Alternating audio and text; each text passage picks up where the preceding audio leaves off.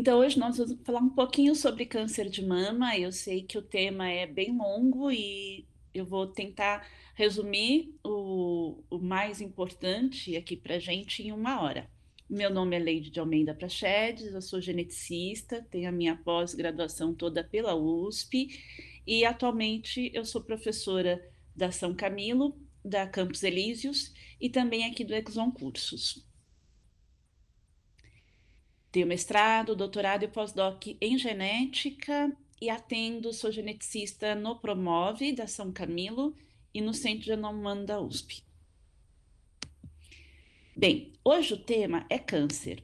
Então vamos tentar aqui explicar o que é o câncer. Como diagnosticar o câncer? O que causa o câncer? E qual a relação entre os genes e o câncer? Vou começar de maneira geral. Começando então pelo nome. Câncer, o nome é derivado do grego carcinos, que quer dizer caranguejo. Então, se vocês olharem aqui nesta figura do caranguejo e a formação de um tumor, vocês podem ver que lembra um caranguejo. Aqui os prolongamentos, né, do processo tumoral fica semelhante ao do caranguejo. Por isso esse nome. Câncer, na verdade, todo câncer é um termo de tumores malignos. Por isso que o nome é equivalente ao caranguejo, por causa dos prolongamentos aqui, que está indicando aqui a invasão de outros tecidos. Quando tem a formação de um tumor novo, nós chamamos de neoplasias. Essas neoplasias, ou toda a formação tumoral, nada mais é do que a divisão das células de maneira descontrolada. Mas, para ser denominado como câncer, é um tumor maligno. Se não é maligno, se é um tumor benigno, bem delimitado, a gente não usa esse termo câncer. E para ser maligno, nós temos esse tumor com 3 capacidades principais: crescimento descontrolado, quer dizer, divisões celulares que ocorrem de maneira muito rápida, tá? E de forma descontrolada, sem interrupção, invadir tecidos vizinhos e cair no sistema cardiovascular, que pode ser tanto sistema sanguíneo ou sistema linfático. Essas células, então, têm a capacidade de cair no sistema sanguíneo ou linfático e se disseminar por outras partes, chegando a outros órgãos, que nós chamamos aí de metástase. Na verdade, se a gente fizer uma estimativa, mais de 30% da população mundial é acometida por algum tipo de câncer. E o câncer é responsável por 20% das mortes. E é por isso que é um tema extremamente importante, né? Só que quando a gente fala de câncer, a gente não está falando de um único tumor, nem uma única doença. A gente está falando de mais de 150 tipos de tumores malignos diferentes. Então, é um conjunto de doenças que tem essa propriedade que eu falei até agora em comum, de crescimento descontrolado, invasão de outros tecidos e migrar para outros órgãos. Mas todo câncer, independente qual câncer seja, tá, é genético. Não existe nenhum câncer que não tenha erros nos genes. Então, todo câncer é genético. Todo câncer é devido a um conjunto de erros que ocorrem nos genes. E não é só um erro. Um erro só pode aumentar a capacidade de desenvolvimento do câncer. Mas o câncer, o tumor maligno, não é causado por um único erro, é um conjunto de erros. E esses erros são erros genéticos. Esses erros genéticos podem ser causados por ambiente, nós vamos discutir um pouquinho superficialmente sobre isso, e pode também ser herdado alguns genes que ativam então essa capacidade de acúmulos de erros, levando ao desenvolvimento do câncer. Um indivíduo adulto, ele produz em média 300 milhões de células por minuto, ou seja, 432 trilhões de células por dia. E cada formação ou seja, cada divisão celular, nós temos aí, em média, que ocorre naturalmente, mais de 10.000 erros por célula por dia. E se esses erros não forem corrigidos, podem ser passados para frente. E quanto mais velho a gente fica, maior é o acúmulo desses erros. Então, existe uma estimativa que acima de 50 anos de idade, a chance da gente desenvolver qualquer tipo de tumor, não necessariamente câncer, mas tumor, e muitos desses tumores têm aí um potencial grande em se transformar em malignos, tá? E é por isso que a partir dos 50 anos existe aí vários testes, vários exames e vários, né, um painel, um kit, vamos dizer assim, de exames preventivos para diversos tipos de tumores. Bem, vamos entender então o que é um câncer, o que é um processo tumoral, por enquanto ainda geral. Então, nós temos as nossas células, as células se dividem para formar tecidos para o nosso crescimento, desenvolvimento, e também as células, quando vão ficando velhas, têm que ser repostas. Então, a divisão celular é um processo natural. Como eu acabei de falar para vocês, ocorre de maneira contínua, todos os dias, né, tem aí a formação de novas células. Antes de uma célula se dividir, temos que duplicar o material genético. O material genético nós chamamos de DNA, ácido desoxirribonucleico. Então, antes que ocorra qualquer divisão celular, o DNA, material genético, tem que ser duplicado.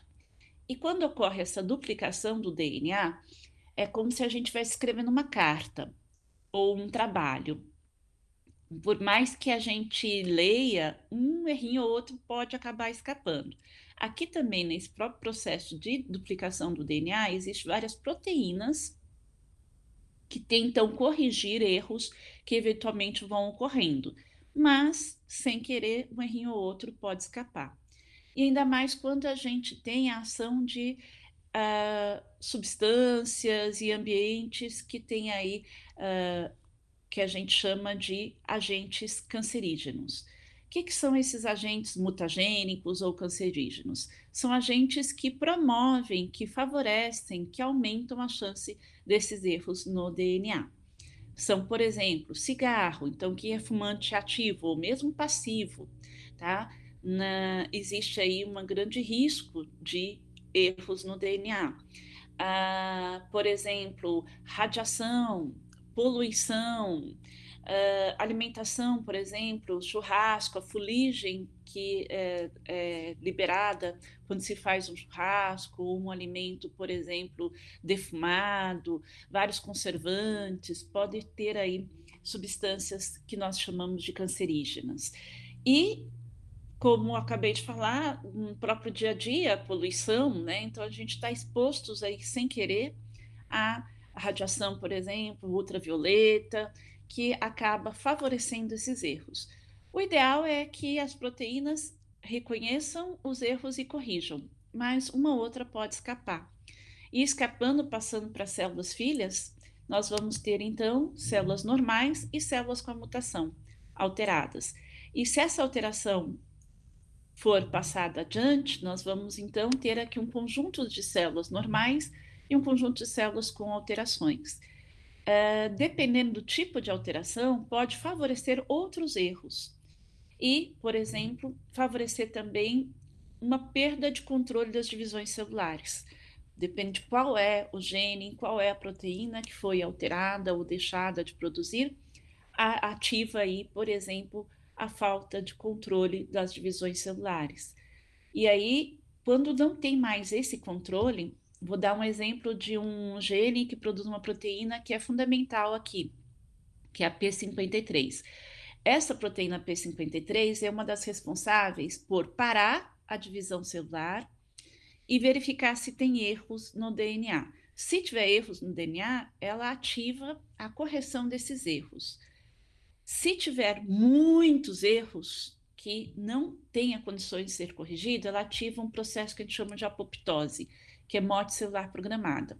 E nós vamos ver aqui na nossa aula que quando essa P53 está alterada ou não está funcional, ou seja, se ela não está funcionando, ela não para quando tem erros, para poder corrigir os erros, e não leva à morte celular programada quando tem um acúmulo muito grande de erros. Ou seja, as células que têm erros nesta P53, ela vai não ter capacidade de correção, então vai acumulando vários erros e não vão ser corrigidos, e além disso, ela vai ser uma célula imortal, não vai ter capacidade de morrer, então é imortal.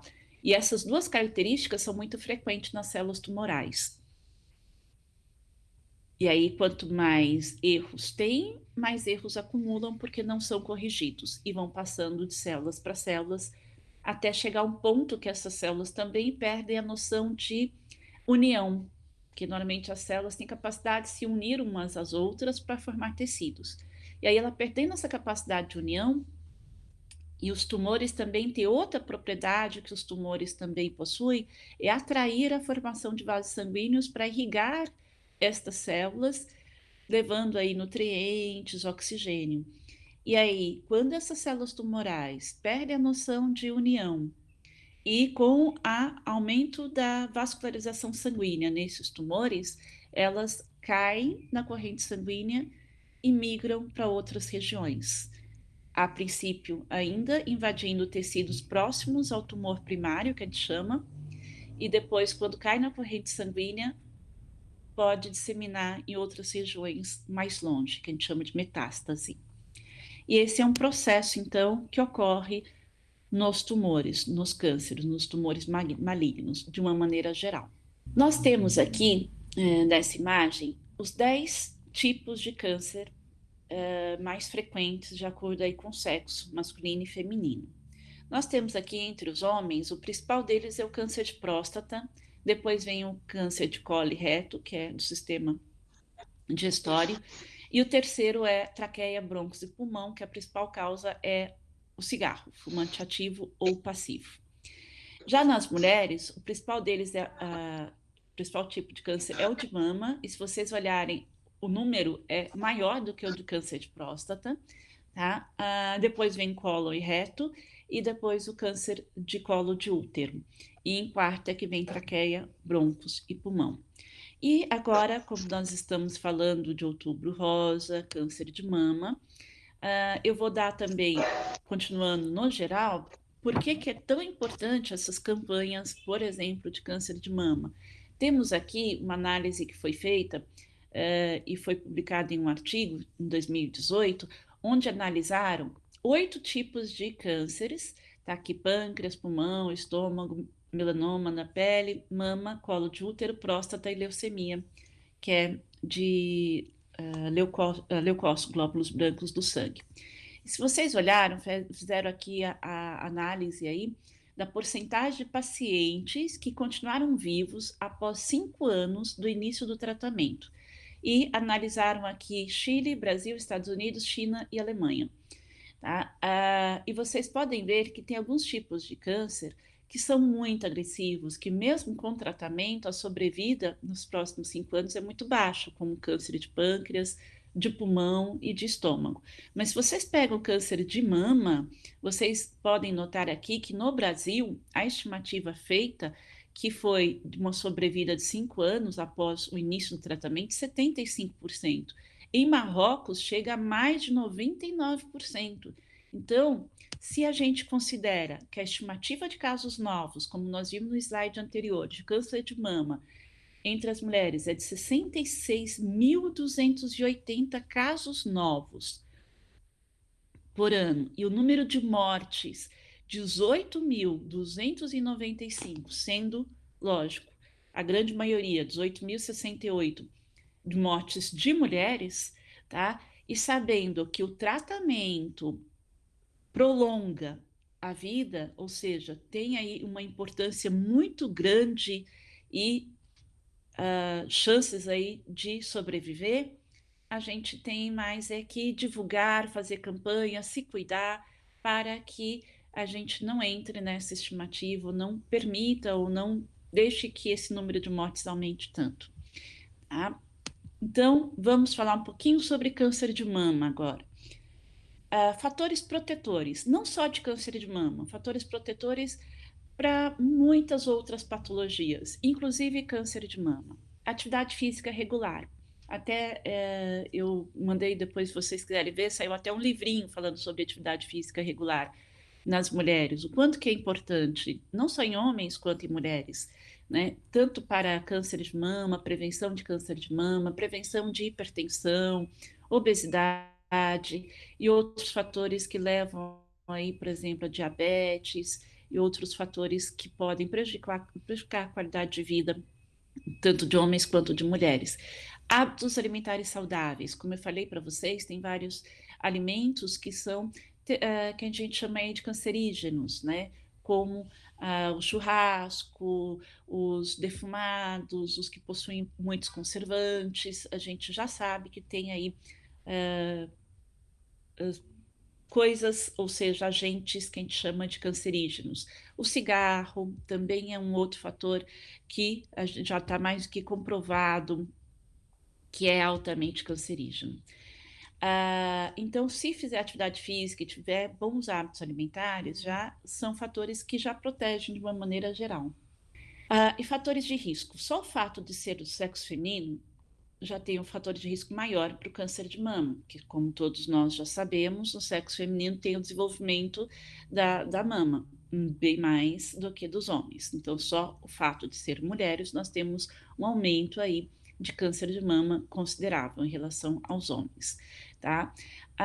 Quanto maior tempo de exposição a hormônios, maiores são as chances também de câncer. Portanto, quanto mais cedo a mulher menstrua, e quanto mais tarde ela entra na menopausa, isso quer dizer que ela vai ter maior tempo aqui de exposição a hormônios naturais normais do seu organismo. Então, quanto mais cedo ela menstrua e quanto mais tarde ela entra na menopausa, maiores são as chances de desenvolvimento de câncer de mama. Não ter filhos ou ter o primeiro filho após os 30 anos de idade também são fatores que podem aumentar a possibilidade de câncer de mama. A mesma coisa é não amamentar. O ideal é as mães que dão à luz a amamentar. A amamentação protege também contra o câncer de mama. A dieta, como eu acabei de falar, a dieta é fundamental e o que eu não tinha citado antes é a dieta também equilibrada, com quantidades ideais de carboidratos e lipídios. E nós temos também uma relação direta com a obesidade, principalmente após a menopausa. Eu não sei se vocês sabem, mas se não sabem, a gente coloca aqui. O tecido adiposo, que é o responsável pela obesidade, é um tecido que produz também hormônios sexuais, estrógeno e progesterona, tá? Em ambos os sexos. Então, quando nós temos aí indivíduos obesos, independente se é homem ou mulheres, existe aí um aumento de estrógeno e progesterona na circulação sanguínea. E é por isso que a obesidade tem diretamente a ver com câncer de mama, porque o câncer de mama é influenciado por esses hormônios sexuais. E as radiações, radiação ionizante, raio-x, da parte de o sol, que pode ter radiações aí que podem ser prejudiciais, que são aí agentes cancerígenos. E a história de câncer de mama na família, que agora eu vou dar uma ênfase maior nessa parte de câncer de mama na família. Quando a gente fala de câncer de mama na família, nós estamos falando de genes que estão associados ao câncer de mama. Então, aqui eu coloquei nessa imagem, tá, num artigo que saiu agora em fevereiro de 2021, alguns tipos de alterações em alguns genes, mutações, que estão relacionados aqui ao câncer de mama e de acordo com a idade da mulher. Então, por que as mulheres fazem os exames? Normalmente, o obrigatório é após os 50 anos de idade. Porque se vocês olharem aqui, é na idade que aumenta muito as chances de tumores relacionados aqui ao câncer de mama, tá? Na verdade, começa a aumentar um pouquinho em torno de 30, 35 anos, 40 anos já tem aqui um aumento razoável, tá? Mas normalmente esses de 35, 40 anos são os que nós chamamos de hereditário, que eu vou falar agora nos próximos slides. Já a partir dos 50 aumenta de uma forma geral, todos os tipos de tumores, mesmo os que não são hereditários. Mas aqui nós temos aqui algumas mutações e alguns tipos de genes que levam ao desenvolvimento de câncer de mama. Vou começar com as formas sindrômicas hereditárias. O principal genes alterados que promovem, ou seja, desencadeiam, que levam a uma predisposição ao câncer de mama, é o BRCA1 e o BRCA2. Então, esses dois já foram comprovados, foram os primeiros que foram relacionados ao câncer de mama hereditário. Esses dois são responsáveis por 85% do câncer de mama hereditário.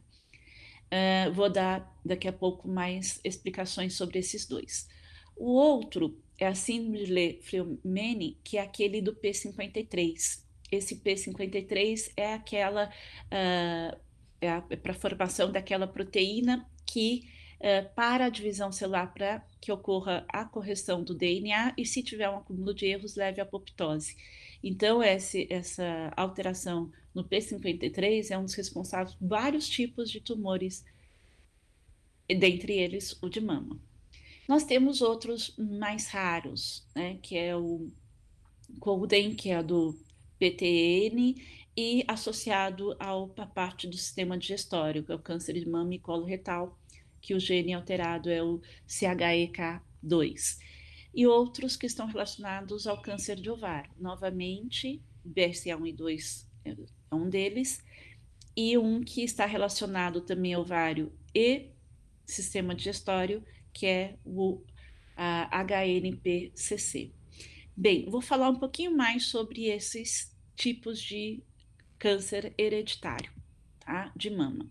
Para isso, nós precisamos entender que é um processo bem complexo.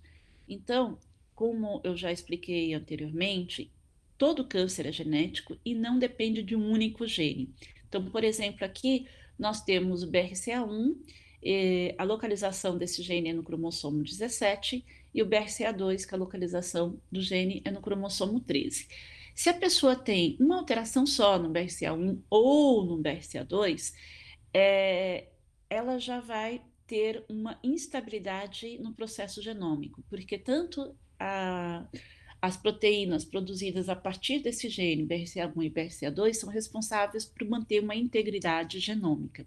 Se tem uma alteração em um ou em outro, já essa integridade vai estar ali instável, porque os produtos gênicos aqui são responsáveis por reparo no DNA e a regulação do processo de transcrição.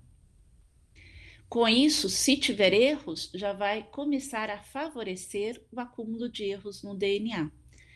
E, com isso, vai fazer com que o ciclo celular normal, as divisões celulares normais, ocorra de maneira errada, tá? E acaba alterando, dentre eles, o P53, que é aquela que tem aquela capacidade de parar as divisões celulares, para que ocorra o reparo do DNA, para que ocorra novamente o início das divisões celulares, para que as células filhas não recebam erros. Ou, se tiver acúmulo de erros muito grande, a apoptose, que é a morte celular programada. E com isso, se eu tenho alterações no BRCA1 ou no BRCA2, já vai aumentar o acúmulo de erros. Se errar o P53, aí eu já vou ter umas divisões descontroladas, com acúmulo maior ainda de erros, que levam aí a perda aí de noção aí de controle e de correção do DNA.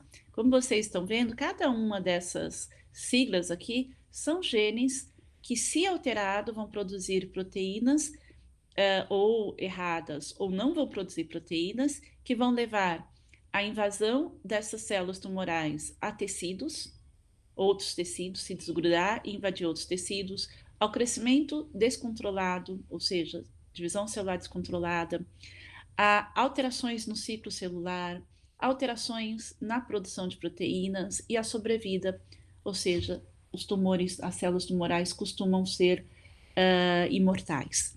Então, vocês estão vendo que um processo tumoral, ela envolve não só um gene. Um gene alterado pode ser o que a gente chama de chave, o que inicia. Mas, para que ocorra todo um processo, existem alterações em vários outros genes. Os dois principais, como eu falei, é o BRCA1 e o BRCA2. Ambos são frequentes em câncer de mama, principalmente em mulheres, sendo que o BRCA1 ele ocorre em 70 a 85%, aí responsável por 70 a 85%, como eu falei, dos cânceres de mama das mulheres, né?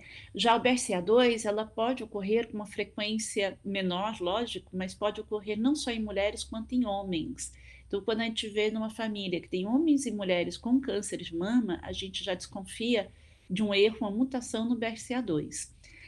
Professor, é só câncer de mama que esses BRCA1 e 2 encadeiam? Não, vocês estão vendo aqui que o BRCA1 também é muito frequente, está associado ao câncer de ovário e com uma menor frequência ao câncer de cólon, que é a parte do sistema digestório, e até mesmo câncer de próstata, como vou mostrar aqui alguns exemplos para vocês, tá? E também da mama do outro lado, se desenvolveu do direito, desenvolvimento do lado oposto, por exemplo, esquerdo. Já o BRCA2, além de desencadear câncer de mama tanto em homens quanto em mulheres, também tem uma chance aumentada de câncer de ovário, um pouco menor do que a BRCA1, e também de outros tipos de cânceres, tá? Como de pâncreas, estômago, a parte melanoma, que é de pele, a parte de colo e vias biliares, tá? Então, quando a gente fala de BRCA1 e BRCA2, a gente não está falando exclusivamente de câncer de mama. Pode ter sim nas famílias outros tipos de câncer associados. Por exemplo, nesta família aqui, nós temos aqui as gerações, são 5 gerações que estão aqui determinadas, geração 1, 2, 3, 4, 5. Na primeira geração já houve aqui a morte de uma mulher com 52 anos que foi diagnosticado câncer de mama aos 44. A filha dela morreu aos 46 com câncer de ovário detectado aos 43 anos. A outra filha morreu com 69 com câncer de mama detectado aos 44 anos. E a outra filha morreu aos 55 com câncer de ovário detectado aos 54 anos. Então, vocês estão vendo aqui de 3 filhas, as 3 tiveram câncer, ou de ovário ou de mama. O filho não. As netas aqui, esse daqui do filho dela que não desenvolveu câncer, a filha dele desenvolveu câncer de ovário e morreu aos 40 anos. E a neta dele tem câncer de mama e morreu aos 42 anos. Foi detectado aos 38 e morreu aos 42. Então, vocês estão vendo que mesmo os homens não tendo, desencadeando o processo tumoral, pode passar o erro para suas filhas e netas, tá? Posteriormente para as netas. Então, aqui nós temos um caso aqui de estudo de uma família que tem erros e, como vocês estão vendo, câncer de mama e de ovário, então aqui a gente desconfia principalmente do BRCA1, mas tem que fazer uma análise genética para ter certeza. No caso da Angelina Jolie, ela, na família dela, se vocês olharem aqui essa foto, tá? Eu não achei um heredograma, mas se vocês olharem nessa foto, ela teve aqui uma prima em segundo grau que teve câncer de mama, tá? Com 40 anos. Ela teve 2 tias, esta e esta, que teve câncer de mama também. Aí uma foi com 70 anos e a outra tinha na época 61 anos, as duas com câncer de mama. A mãe dela teve câncer de mama e morreu em consequência do câncer de mama. E ela ainda tem um tio que desenvolveu câncer de próstata e o avô que desenvolveu câncer de glândulas sudoríparas. Então, nós estamos vendo aqui um número muito grande de pessoas na família com cânceres, não só de mama, como de próstata e sudorípara. Entre os homens, próstata e sudorípara. E aí ela resolveu fazer o teste genético, mesmo antes de qualquer manifestação. Por isso que eu estou falando da prevenção. Quando existe história na família, tá? E pode não ser exclusivamente só câncer de mama, pode ter outros cânceres, como eu estou falando. Vale a pena fazer uma investigação genética, vamos mostrar, que a gente chama de painel, para ver se tem algum tipo de erro que leva à predisposição ao desenvolvimento de tumor, que foi o que aconteceu com a Angelina Jolie. Ela tá aqui, tá? Essa aqui, essa pequenininha aqui, ó, era ela pequenininha. E ela descobriu que realmente ela tem a mutação do BRCA1. E aí, sabendo das chances muito altas que ela, o risco dela desenvolver câncer de mama era de 87%. Não é 100%, mas era 87%. E o risco de envolver câncer de ovário era 50%. Então, ela tomou uma iniciativa extrema de retirar as glândulas mamárias, né, o tecido mamário, e fez um implante no local e retirou também o ovário, tá? Para evitar esse risco tão alto que levou à morte mesmo de várias pessoas da família dela. Tem uma forma de prevenção. Normalmente, né, quando tem casos assim, a gente, primeiro os exames preventivos são, por exemplo, neste caso aqui, nessa imagem anterior, foi detectada aqui, o mais cedo foi 38 anos, então todas as mulheres aqui desse caso, por exemplo, essa que está a setinha, ela foi pesquisar para saber o risco que ela tinha de câncer de mama, tá? O ideal é começar a fazer todos os exames, mamografia e todos os exames, 10 anos antes do caso mais novo que foi diagnosticado na família. Então, aqui foi de 38 anos, tá? Tanto de ovário quanto de mama. Então, começar a fazer todos os exames, dentre eles a mamografia e outros exames, né? A partir dos 28 anos de idade. Isso aqui aconselhava todas as mulheres desta família. E no caso extremo, se encontrar realmente a mutação, não é obrigar, mas dá a opção das mulheres fazer o que a Angelina Jolie fez. É uma opção que ela teve, que ela escolheu, para poder não sofrer e não deixar a sua família sofrer como ela sofreu com a perda da mãe, por exemplo, e das outras pessoas da família. O BRCA2, como eu falei, além do câncer de mama, que te dá para ver aqui também, que foi presente nesta família, por exemplo, aqui nós temos aqui 1, 2, 3, 4, 5, 6, 7 mulheres com câncer de mama, tá? E dentre os homens, um teve câncer de pênis e outro câncer de ossos. Então, vocês estão vendo que existe aí tumores que são transmitidos não exclusivamente de mama, a principal foco acaba sendo de mama mesmo, mas pode ter outros como de pênis e de osso, principalmente nos homens, tá? Neste caso, BRCA2 pode ter câncer de mama também em homens. Nessa família não teve, mas tem casos que tem. E aí foi diagnosticado que foi uma troca aqui de uma timina por uma citosina, uma troca de um único nucleotídeo, né? Já causa essa predisposição tão aumentada.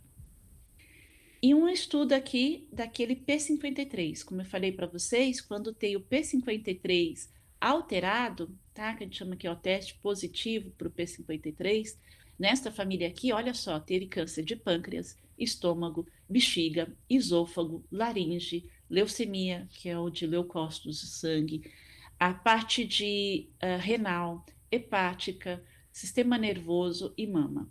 Então, só para vocês terem uma noção que quando tem vários tipos de tumores diferentes, comprometendo tanto homens quanto mulheres, a gente tem que desconfiar ainda mais muito cedo, né? Vocês estão vendo aqui com 30 anos, 40 anos já desenvolvendo tumores. Então, quanto mais cedo o desenvolvimento desses tumores e quando tem muitos casos na família, vale a pena investigar mesmo antes de qualquer sinal ou sintoma de qualquer tipo de tumor. Então entra a função dos painéis. Nós temos painéis exclusivos de câncer de mama e ovário, que envolve aí de 10 até 20 sequências gênicas. Temos exclusivamente do P53 e temos um painel estendido aqui para diversos tipos de câncer hereditário, que analisa então de 100 até 200 genes relacionados ao câncer. tá? Aí depende muito do estudo da família, de toda a história familiar. E a utilidade é a prevenção. A importância aqui seria a prevenção. Então, vamos entender um pouquinho agora do processo mesmo de câncer de mama. Nós temos aqui na mama, tá? Tecido adiposo, tá? Temos os lobos, os ductos, a auréola, que fica em volta, e o mamilo.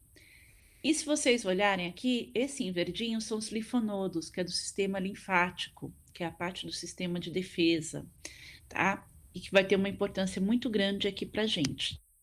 Câncer de mama, a gente pode definir a gravidade de acordo com níveis. Nesses níveis, a gente leva em conta o tamanho do tumor e se envolve ou não esses gânglios linfáticos, se as células tumorais estão invadindo ou não esses gânglios linfáticos. Então, nível 1 seria um tumor de até 2 centímetros e sem ter nenhuma relação aqui ou ter espalhado para o sistema linfático. O nível 2 já são tumores que pode ter 2 centímetros, mas que já houve uma invasão, ou seja, metástase para o sistema linfático, ou tumores maiores, por exemplo, de 5 centímetros sem metástase. Nível 3 é aqueles que têm mais do que 5 tumores, mais do que 5 centímetros, e já envolveu o sistema linfático, inclusive da região da axila. Não só estas aqui próximo à mama, mas já até a axila. Nesse daqui, aí tem que tirar, depois a gente vai ver no processo de tratamento, tem que tirar, e aí causa muito edemas, bem, outras complicações mesmo após a retirada. E o nível 4 é aquele que já invadiu não só o sistema linfático, como o sanguíneo, e se espalhou para outros órgãos, como pulmão, fígado, melanomas na pele e câncer de osso. Então, nós temos aqui os 4 níveis de processos tumorais desencadeados pelo câncer de mama. Como eu estou enfatizando aqui a prevenção, além dos exames, quando existe alguma suspeita de câncer hereditário, independente disso, qualquer mulher, como eu falei, pode desenvolver câncer, ainda mais após os 50 anos de idade. Então, a gente tem aqui o autoexame. E é importante, na hora de fazer o autoexame, saber aonde ocorre a maior frequência desses tumores. 50% dos tumores de mama estão aqui neste quadrante, tá? Superior à esquerda, né, da imagem. 17% em cima do mamilo, 15% superior à direita, 11% inferior à esquerda e 6% inferior à direita. Então, é importante saber aonde ocorre com maior frequência para, na hora de fazer o autoexame, prestar mais atenção nestas regiões. O que é o autoexame? O autoexame é você se olhar mesmo no espelho para verificar se tem algum tipo de alteração na sua mama. E eu já vou mostrar quais alterações são relacionadas aí ao tumor. Durante o banho ou depois deitada na cama, fazer aí com o braço acima da cabeça, braço erguido acima da cabeça, e a mão do outro braço, né? Fazer movimentos apalpando para ver se sente algum tipo de tumor, algum tipo de nódulo na mama, principalmente nesse quadrante superior aqui, tá? E deitada, movimentos circulares, como vocês estão vendo aqui na imagem. Se desconfiar de qualquer tipo de alteração, procurar imediatamente o ginecologista, independente da sua idade. Quais são as alterações de mama que dá para ver, inclusive, no espelho ou na palpação?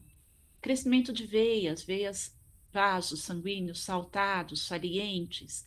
Sair secreção do mamilo, se você não está, lógico, no momento de amamentação. Se você não está amamentando e está saindo secreção, você pode até apertar um pouquinho a mama. Se sair secreção, é uma suspeita.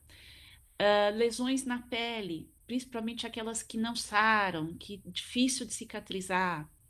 Alterações na textura da pele, eles chamam pele de laranja, a pele fica mais grossa e um aspecto mais áspero, parecendo realmente a casca de uma laranja. Afundamento principalmente do mamilo. O mamilo afunda, ele fica para dentro. Tumores mesmo visíveis, nódulos visíveis mesmo. Diferença no tamanho de uma mama para outra, assimetria entre as mamas, tá? Inversão do formato do mamilo, como eu falei, ele fica para dentro. Vermelhidão, local ou no seio inteiro. Esses são sinais de alerta que a gente deve prestar atenção, olhando no espelho, apalpando, fazendo autoexame e qualquer um desses sinais, independente da sua idade, procurar um médico o mais rápido possível. Para aí sim fazer os exames diagnósticos mais detalhados. O próprio profissional vai fazer o exame de o que você estava fazendo no banho, que é tocar e verificar se tem ou não nódulos. Pode pedir um ultrassom, pode pedir uma ressonância ou até mesmo, se tiver o tumor, uma coleta, a biópsia. Tá? Então, nós temos aqui a mamografia, que é o principal exame que detecta, tá, tumores bem no início.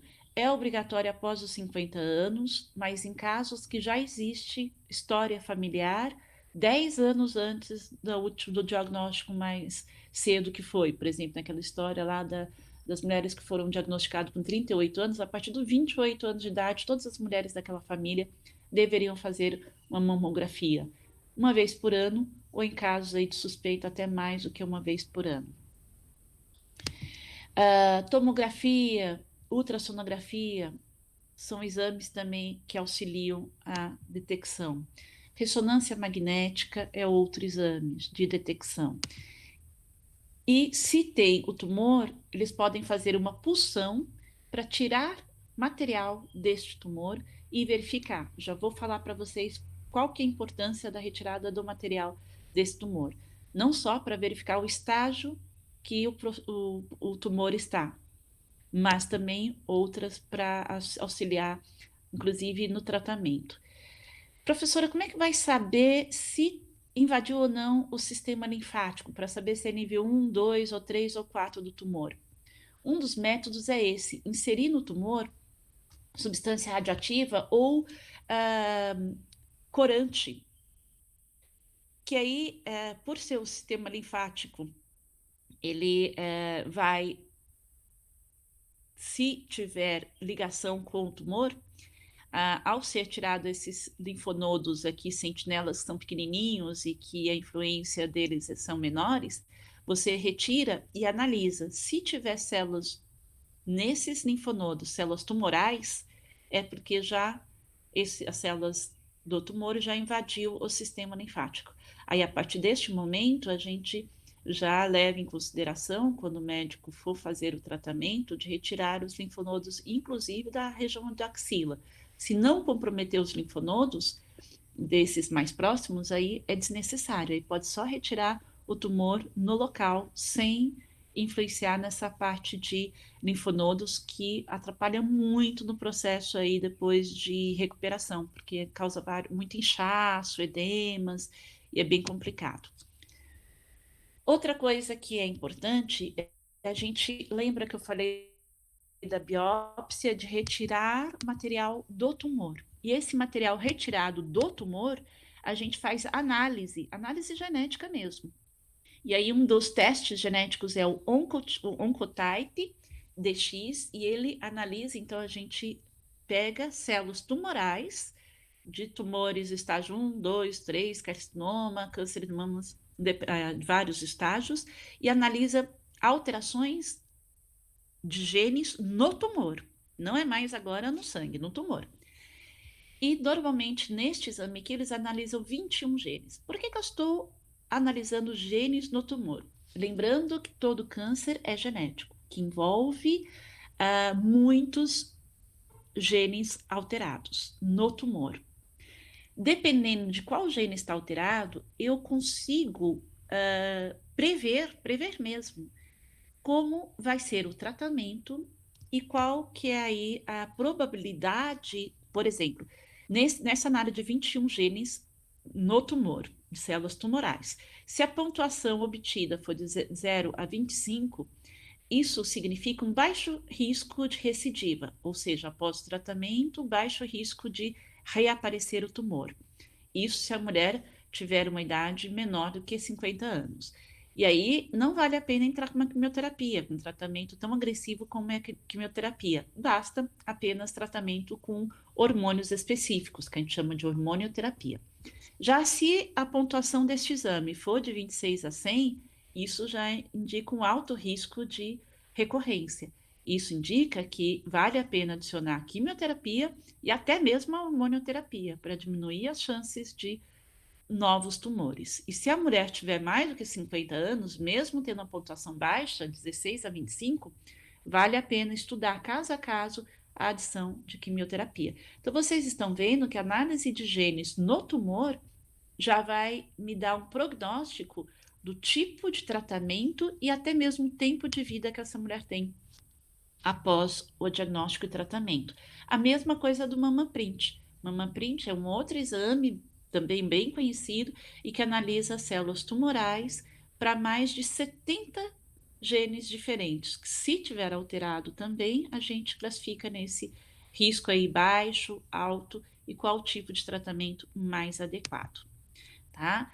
Os tratamentos podem ser retirada do tumor e pode ser só o tumor e uma margem de 1 a 2 centímetros em volta, que a gente chama de lumpectomia. Pode ser uma incisão mais ampla, dependendo do tipo de tumor, como está aqui. Pode ser uma com a retirada maior ainda, serectomia, ou retirada da mama completa, tá? Mastectomia.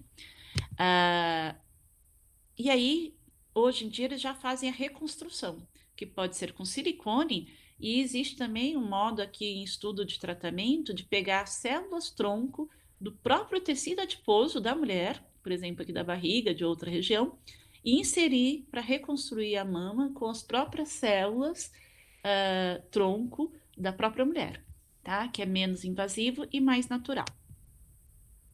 Outra coisa que também é feito durante mesmo o processo de cirurgia, retira, e aí, em alguns casos, para evitar ter ficado algumas células tumorais ali, eles ainda fazem o tratamento com a radioterapia intraoperatória. Retira o tumor e imediatamente já submetem aquela região à radioterapia para evitar a recidiva. Isso vai depender também dos tipos de alterações tumorais que existe aqui nesse tumor, tá? E aí é durante mesmo o processo de cirurgia e diminui os riscos de recidiva.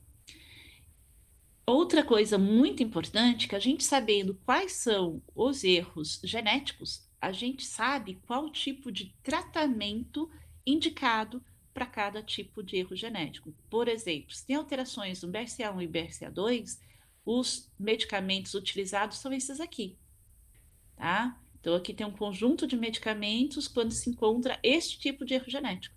Já se encontra o P53, o tratamento já é diferente.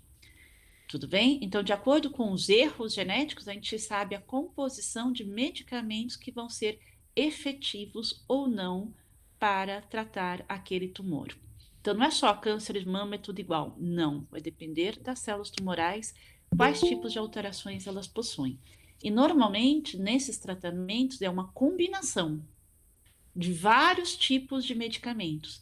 Dentre eles, nós temos, em alguns casos, terapia com anticorpos monoclonais, que aqui é um exemplo, e hormonioterapia, tá? Vou dar um exemplo de um que está agora está sendo utilizado, que a gente pode usar duas técnicas. Terapia celular. É muito comum hoje em dia no câncer usar terapia celular, onde a gente utiliza as células do próprio paciente, as células do sangue do próprio paciente, células de defesa, né, leucócitos, no caso aqui é o T, e fazem com que essas células, a gente retira o sangue da pessoa, isola algumas células então de defesa, modifica essas células para que elas, ao serem reintroduzidas no paciente, elas reconheçam os marcadores presentes nas células tumorais daquele paciente.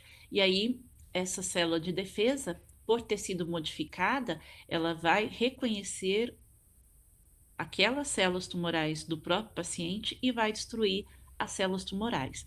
Então, existe muito isso aqui no câncer, que a gente chama de oncogenética. São tratamentos onde a gente faz com que o nosso sistema de defesa, as nossas células de defesa, reconheçam as células tumorais e eliminam as células tumorais sem eliminar células saudáveis. Uma outra coisa bem importante no câncer de mama é que hoje em dia eles verificaram, volto daqui a pouco,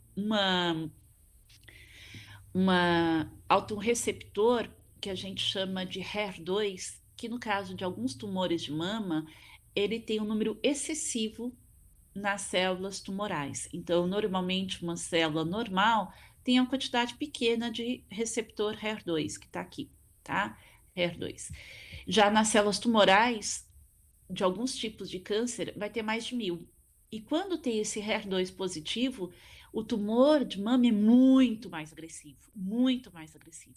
Então, existe aí tratamentos específicos, como está aqui, ó, Herceptina e Perjeta, que reconhecem onde está a HER2, se ligam a HER2 para sinalizar para o nosso sistema imunológico que essa célula tem que ser eliminada. Então, quando a gente fala de terapia gênica, ainda tem isso. 20% então dos casos de câncer de mama existe essa positividade para o HER2, cresce muito rápido e de difícil controle. Então, eles fizeram esses anticorpos monoclonais que reconhecem exclusivamente essas células que têm esse excesso de HER2 e fazem com que essas células tumorais sejam eliminadas de forma mais efetiva. Bem, pessoal, eu espero que não tenha ficado muito corrido. Ultrapassei aí uns 2 minutinhos do nosso tempo, mas o previsto era 1 hora.